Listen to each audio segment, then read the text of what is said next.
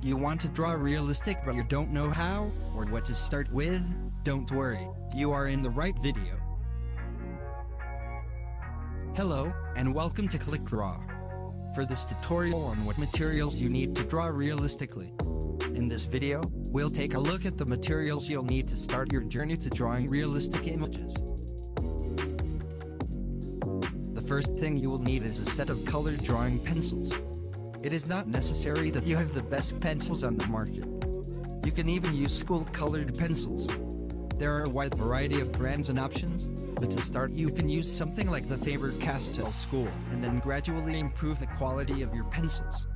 If you want me to also make a video about what colored pencils to use, we have to reach 15 likes. Graphite pencils. These come in a variety of different grades, from 8H to 8B. The H stands for hard, while the B stands for soft. The higher the number, the harder the pencil will be. The lower the number, the softer the pencil.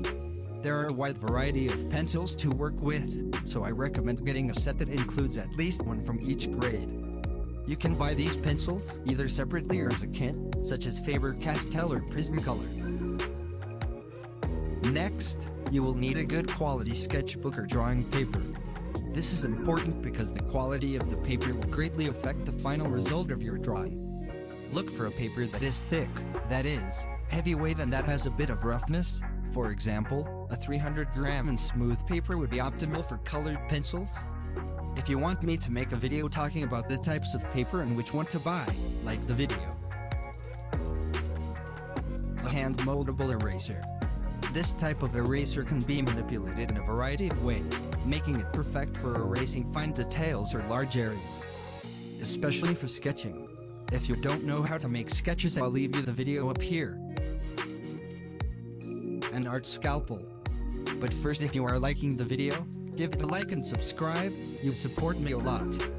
Okay, the art scalpel, it is used to make small color extractions, to make micro gradients, and details such as hair and fur. A pencil. Yes, a punch is used to make small grooves on the sheet, to then pass the pencils over it, and the details are engraved. You will need a white gel pen. These pens, as their name says, are white gel, and you will ask yourself, what is it for? It is used to achieve shine in different areas such as pupils, lips, reflections, etc. An electric eraser. As its name says, it is a draft but electric. I made a video on how to build one, I leave it up here. A smudge pencil. This pencil blur is going to help us blur the pencils. Either colored or graphite. Normally they are made of crimped paper, but there are others that are the same as colored pencils but colorless. Mono-Zero eraser. The Mono-Zero eraser is a very fine pencil-shaped eraser that will help us erase very small surfaces. I leave all the links to the materials in the description of the video. Finally, you will need a pencil sharpener. A good pencil sharpener will ensure that your pencils are always sharp and ready to use, allowing you to achieve fine details in your drawings. With these materials, you'll be well on your way to creating realistic drawings. Remember, drawing realistically is not about the materials you use.